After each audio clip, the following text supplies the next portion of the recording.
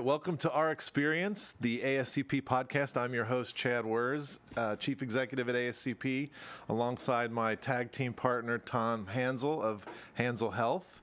And today we have a great episode. We've got a special person in studio, Susan Cantrell from AMCP. Welcome. Thanks for having me, Chad.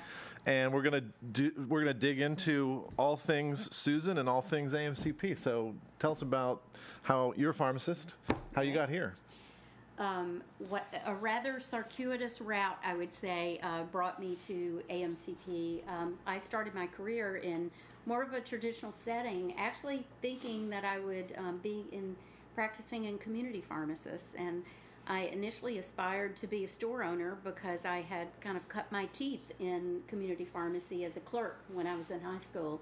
Loved everything about it, but I got into pharmacy school and kind of took a different path, did a residency post-graduation, and moved into hospital pharmacy, later home infusion, and then specialty pharmacy before we called it specialty pharmacy, actually. But a move geographically to Washington, D.C. got me into the association world, and honestly, I haven't looked back since then. I started my association career at ASHP, spent a number of years there in various capacities, left there in 2011 and went to an organization, DIA, the Drug Information Association, global healthcare related organization, and then joined AMCP in 2016.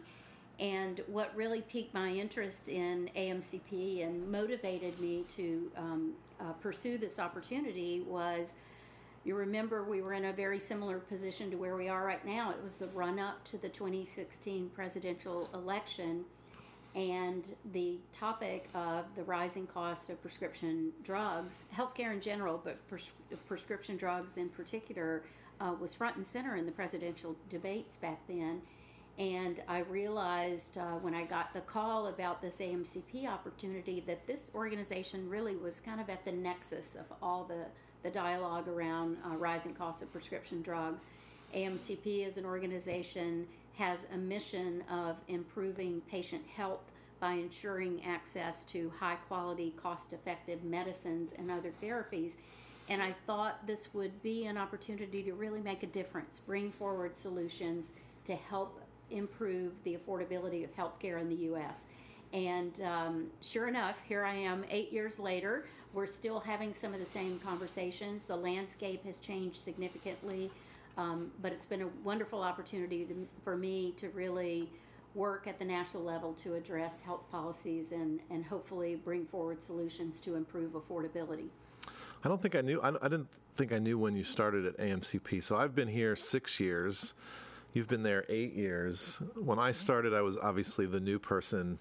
And then, we hired Micah, got a role at PQA, and there's a lot of transition. But all of a sudden, I'm one of the older guard, and you're probably, one of the oldest guards in association world. Thank you for that, Chad.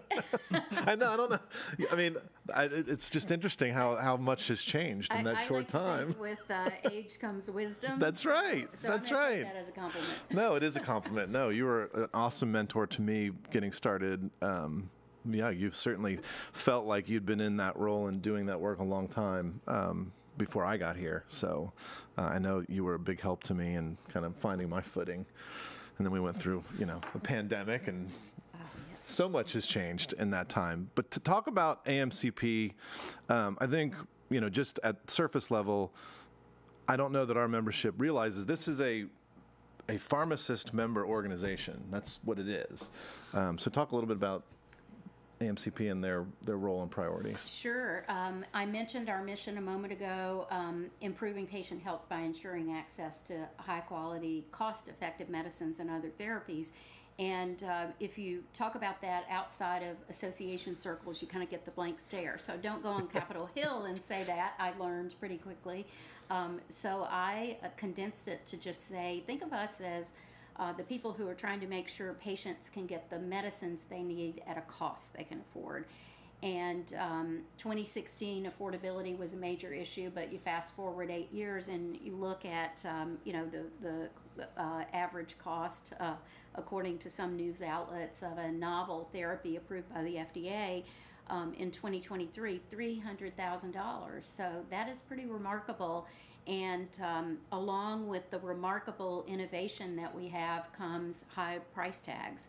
And I think it was a former Secretary of Health and Human Services who said, the best drug in the world doesn't do you any good if you can't afford it. So that's kind of where our members come in. You mentioned correctly that we are an individual member organization of about 8,000 members. Most of our members work in aspects of managed care for the health plans, pharmacy benefit managers, state Medicaid programs, as well as in the pharmaceutical industry. So kind of a broad swath of areas within managed care.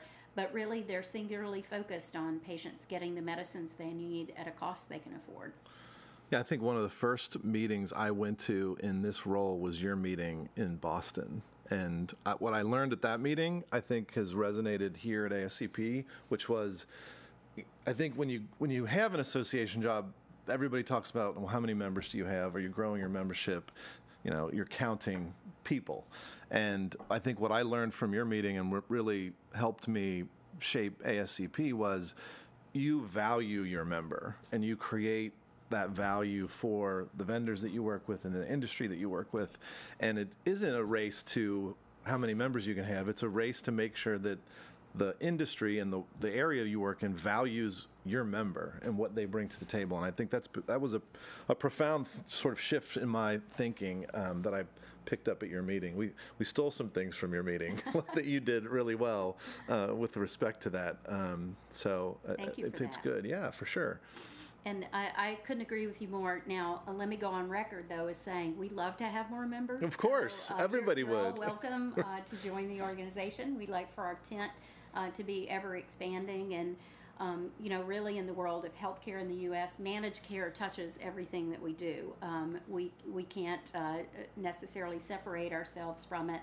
And so often what we find is members in kind of non-traditional managed care settings join the organization because they say, wow, I do this type of work. I'm involved in formularies, or I'm involved in decision making at the population health level.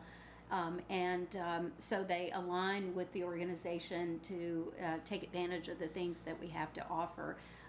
That has caused our membership to diversify over especially the last 5 or 6 years, in a way that we might not have anticipated. But I think it makes us stronger. I think it makes us really more resilient and potentially more influential. We work with our pharmacy colleagues across all settings too. I've probably borrowed some of your ideas as well, Chad. Thank you for that. But we work with all the pharmacy organizations at the national level to really advance the profession as well as our own mission of improving healthcare affordability. Absolutely. So you mentioned all the different types of pharmacy that you got to work in. I too started as a clerk in a Hook's drugstore back in the day, so that dates me a little bit. But I think you've done everything except long-term care. Just want to go on record to say that. But I was really impressed by I guess the message that AMCP has, which is evidence-based medicine, to really make sure that drug is based on the value of that drug. And so can you talk a little bit more about how you guys look at the evidence and then make sure that that's assessed properly? So I'm sure there's drugs that didn't meet your standards or your requirements, and you guys were able to kind of bring notice about that. Sure. That's a really important role for our members. And let me just back up and say for a moment, I haven't worked in industry either. So maybe that's the other area where there's a high concentration of pharmacy professionals, but I haven't had the opportunity to work in that area. But you bet the work that our members do is based on evidence-based analysis of clinical aspects of a therapy, safety, effectiveness, but we're also looking at the economics as well. It's just part of the remit of managed care. We have finite healthcare resources, and it's really important to make sure that our healthcare resources are used as wisely as possible. and paying for therapies that aren't supported by evidence in a particular condition, is not something that I think any of us would really advocate for. So that's a really important role for our members. FDA approval of a new therapy is the first step, or a new indication is the first step in the process. And then after that, it really is incumbent upon the payer to use their pharmacists and other clinicians to make a detailed analysis of the potential use in that organization's population, and also determine where it stacks up in terms of other therapies that might be available and the current standard of care. And often we don't have the information that we need in order to do that, especially with some of the new therapies that are approved more quickly than through traditional pathways. So like those with breakthrough therapy designations, for example, might come to market based on very small clinical trials or approval based on certain biomarkers. And so how do we make sure that the new therapies that are available to us and the existing ones are used appropriately? And that's really where our members come in. I will mention, we talked a moment ago about advocacy, Capitol Hill, and we do advocate on Capitol Hill for some areas of interest for our members, but really using our mission as kind of the North Star to drive that. And one issue that came up several years ago is with the expedited approval pathways through the FDA, often new therapies were coming to market without sufficient evidence being available to support their use in certain populations or indications. So we started working with some of our members to say, what can we do about this so that payers have the information they need? And it led to crafting legislative language that was initially introduced as a bill in 2017 and finally passed. It was the Pre-Approval Information Exchange Act that was passed in 2022, finally, as part of the budget bill at the end of the year. And that really brought together the capability for manufacturers to proactively share information about safety and effectiveness of various products, or any information really, with payers in advance of the product's approval. So we were really happy with that, but that's a key part of what our members do. They work with pharmacy and therapeutics committees, so groups of experts, to really evaluate a product and make decisions about the product's placement in their population. Before that, that's great. That act, what was stopping that data exchange? Was it just market forces, or was it not, they weren't allowed, or? Yeah, it was. There was a regulatory barrier that obviously we don't want off-label promotion of products, or certainly not promotion of unapproved products. And so that was the lens that traditionally it had been looked at through by the regulators, FDA in particular. There wasn't a safe harbor, if you will, that would allow manufacturers to proactively communicate information with payers. It could only be done based upon what was called an unsolicited request. And we used an analogy during that time when we were talking to the legislators about the bill. We said, imagine that you're going to buy a car, and the same regulations exist in the auto industry. If you go into the showroom to ask about a car that's not on the market yet, then you might forget to ask about the seat belts, or does it have anti-lock brakes or what have you. And if you don't ask those specific questions, the manufacturer or the salesperson can't say, oh, by the way, it has anti-lock brakes. And so the same was true in the pharmaceutical industry, with a few very narrow exceptions back then, and manufacturers, wanting to be good citizens and not run afoul of the regulations, were very cautious about that. So this bill just opened the door for more proactive communication of that information that really is so key when making payer decisions. Was that demonstrated with the COVID-19 vaccine when that had to be fast-tracked? Yes, absolutely. Absolutely. Yep. The bill passage was on the tail end of the COVID pandemic, but at the same time, because of some of the early work we had done, FDA had started to really loosen up some of the regulatory oversight in that area to allow, with certain guardrails in place, those types of communications to take place. And the legislation just really gave it the teeth that it needed to further expand it. It's a big win. I mean, I know we talk about legislative wins and regulatory wins, and it's a big deal for, like Jim on our team, if we get something in a bill, even if it's just language. But it's a huge win to get a piece of legislation passed. And it's interesting because you say, it started in 2017. It takes a while, too. It's not overnight, and sometimes you need that incentive of something happened where it was glaring that this was a problem, so let's make sure we get it fixed going forward. So kudos to you and your team. That's an amazing accomplishment to get law passed. Thank you. We were pretty excited about it. Yeah, absolutely. When you talk about helping people get medications at affordable prices, and then the IRA came out, the Inflation Reduction Act, how was your all's response and thoughts on that?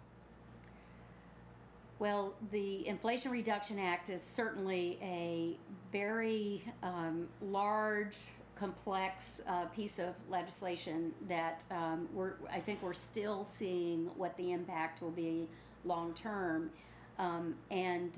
We feel like in our organization, in many ways, because of the impact on every sector of our membership, it's almost like a full-time job to keep up with it and provide our members with the information and education they need to better understand it and deal with it. There's some aspects of it that I would say we feel like will be very beneficial to patients. Certainly the $2,000 out-of-pocket cap in Medicare Part D will benefit a number of patients.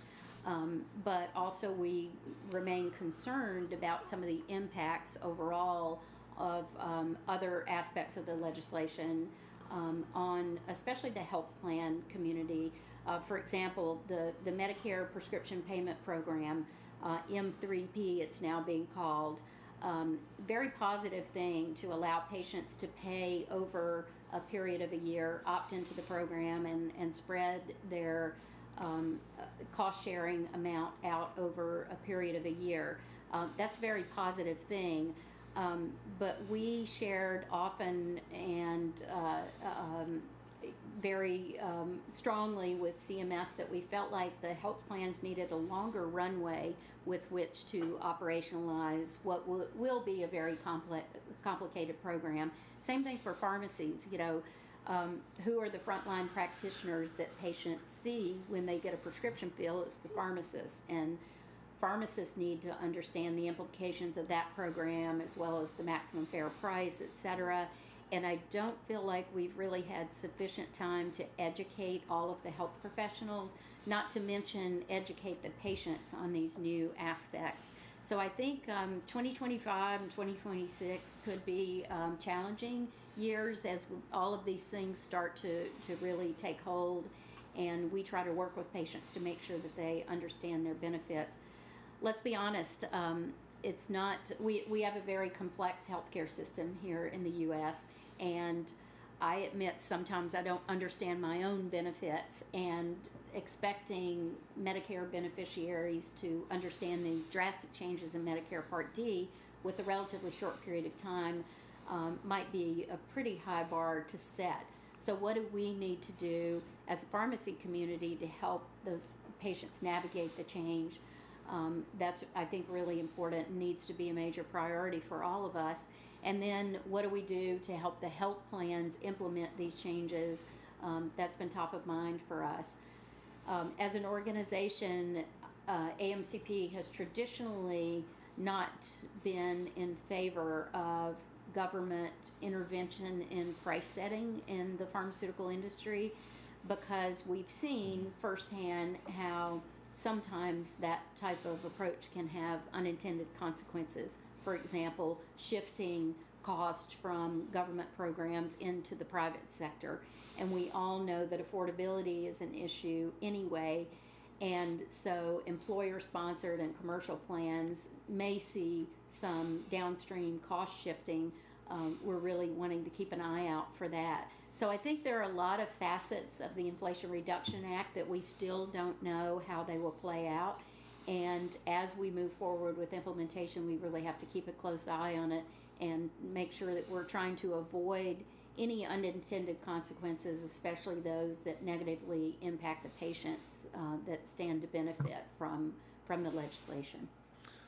Yeah, I don't want to go off the rails too much. So, but like I just feel like the Inflation Reduction Act looked at one aspect of this very complex pay and reimbursement and cost system in healthcare, and they almost in a maybe this is the government only thinking of the government. It affects them. It affects Medicare, affects the government payer, but it really kind of ignored the whole rest of the ecosystem. So how do you implement something like that, where you're doing the public facing thing? We're making drug prices. We think we're making drug prices go down. Everybody applauds, but you're just doing this one tiny little bit, and you don't recognize the impact of like the smoothing or these other aspects of the IRA. I don't know how people are going to handle smoothing. I mean, I always go back to like as a pharmacist, like, so this person comes in January. I see where we're going, which is they have catastrophic costs of their medicine. They're going to use their whole $2,000 in January, February. We want them to be able to spread that out. The problem is that it's 1 year. You have to figure this out. Exactly. What if the person, and God forbid, dies, and they've paid a part of what they received in January? Like, how does the system made whole as a result? And I hate to use examples like that, but that's the lack of thought. Like, it's like putting something on layaway, but you get it right away. You know what I mean? Like, so how do you make smoothing work in the long run if you don't sort of hedge the risk and make other things cost more to account for it? Yeah, I think that question remains unanswered at this Right. point in time, and I hear a lot of health plans asking that very question because health plans are no doubt on the hook, and we're seeing already the implications of some of that, where you've had some insurers exiting the Medicare business because of that. They're actually getting out of that line of business. And that will impact consumer choice as well, Sure. and availability of plans in certain areas.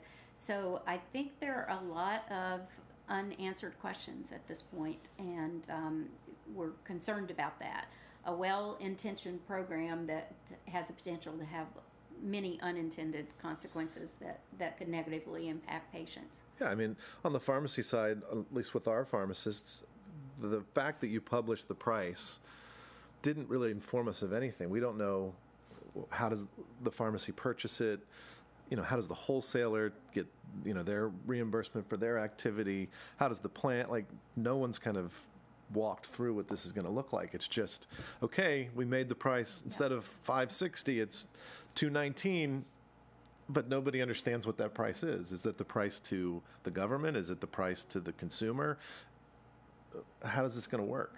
And I don't think anybody knows yet. I think you're absolutely right. That's something that we as a pharmacy community need to work together on. Absolutely. And figure out, because we all know that in the community setting, our pharmacy workforce is stretched thin already. Yeah. And this will be a further complication that Right. Perhaps we're not all prepared to handle.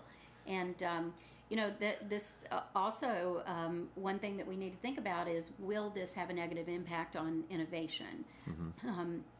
I know that many companies have talked about that quite a bit, but the reality is there are some provisions of the law that potentially decrease the incentive that companies have to innovate in certain areas, like in the small molecule space, for example. And I think that is something that we need to consider as well. Yeah, for sure. That's as this whole thing unravels, I think your answer was perfect on just how complex it is. It's sort of like, okay, we're going to wait and see how this. We have 2 years to figure this out, and it may result in things that we never intended. Plans leaving, pharmacies closing. None of these things were the intent of IRA, but they might create unfortunate circumstances. So figure it out. Do you think, and this is not even speaking for AMCP, but just you personally, do you think a change in administration come November will cause any kind of change in IRA, or do you think that is definitely ship has sailed and they're concentrating on other things? Not to set you up and put you on the spot, but just your personal, have you heard of any kind of change in administration saying this is something they're going to address? I have not. I don't even think they're talking about IRA anymore. There's so many other things to talk about. It seems like that is a done deal, regardless of who takes over. Well, the only thing that I've heard is, I agree with you. I haven't heard much about an appetite or a momentum, depending on the way the election goes, to repeal the overall legislation, especially the part that relates to health care. The pieces of that legislation that seem to be a little bit more in play, if you will, if there is a next Trump administration, or parts related to energy and some other areas, but not so much the health care. So it's tough to know. And I learned a long time ago not to make any predictions that relate to political happenings. So I guess we'll have to take a wait and see on that, unfortunately.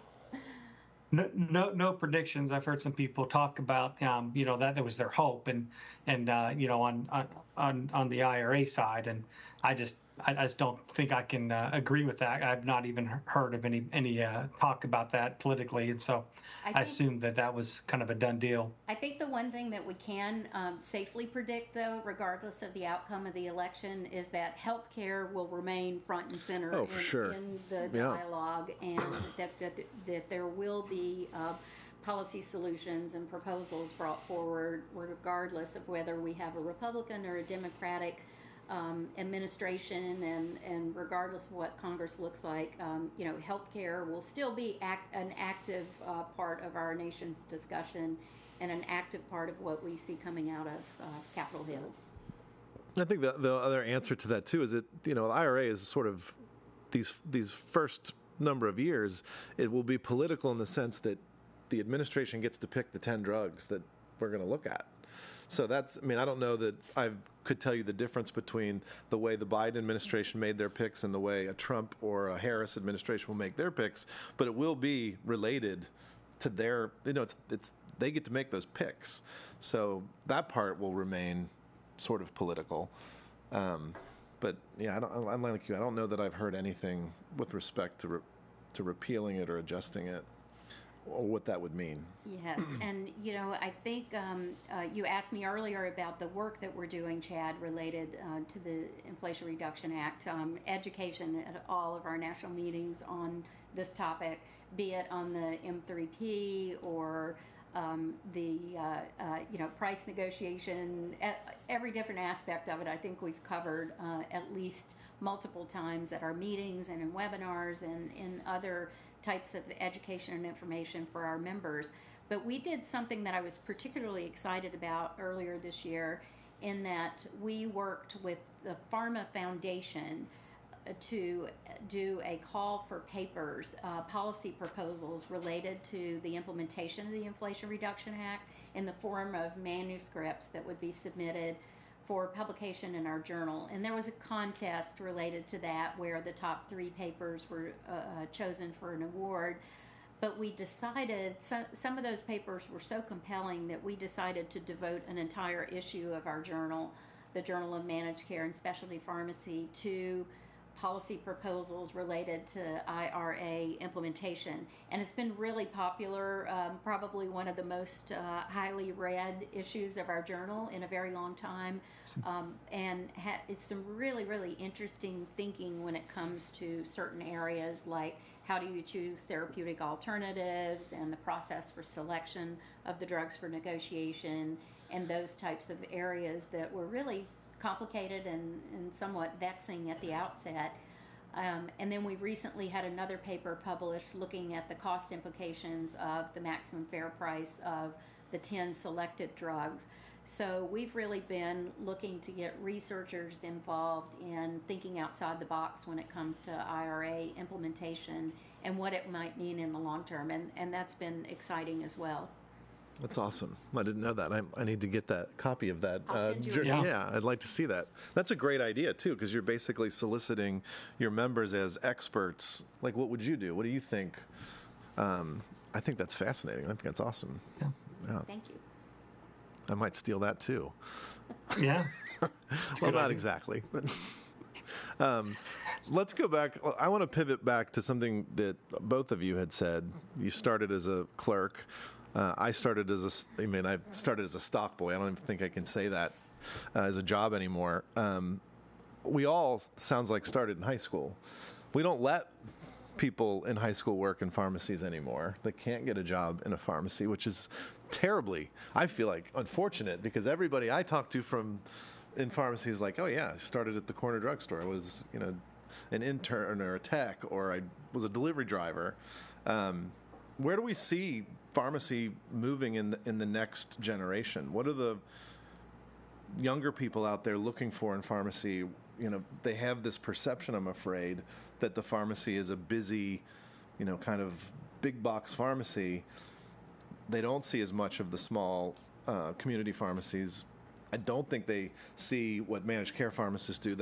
They don't see what long-term care pharmacists do. It's very difficult.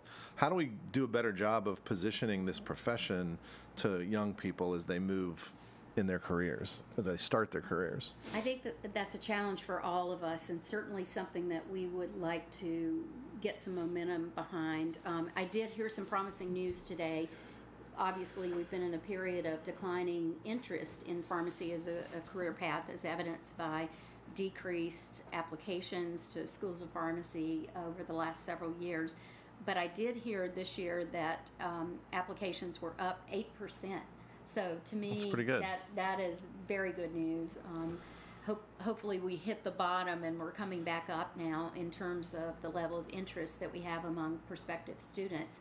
And part of what we've been trying to do in our organization, and I suspect you do the same thing in ASCP, is really make known some of these non-traditional career paths for pharmacists that can be super exciting. And we don't want to at all take away from, the lion's share of our profession will always work in community or hospital, I would imagine. I can't see that shifting dramatically, nor do we want to take away from that. But I think to increase the interest among prospective students in enrolling in schools of pharmacy, we really need to let them know there are some other career paths in pharmacy that you may not be aware of and you might be interested in. I mentioned earlier that what I thought was my career path changed 2 or 3 times in the course of a few years in my career once I learned more about it. And I suspect others have had the same experience. So how do we make sure that schools educate or increase awareness among their students about these non-traditional career paths? We're really trying to work hard on that in AMCP. We have, through our AMCP Foundation, an internship program in managed care pharmacy that we've been running for over 30 years now. And it's a small number of pharmacists, student pharmacists that can participate in the internship programs, highly competitive. We usually take anywhere from 8 to 16 per year during the summer. And they're embedded in a managed care organization, or in some cases in the pharmaceutical industry, to do a research project. But it gives them a taste of managed care pharmacy. And when I look at where those interns over that 30 some odd years have ended up, it's super impressive.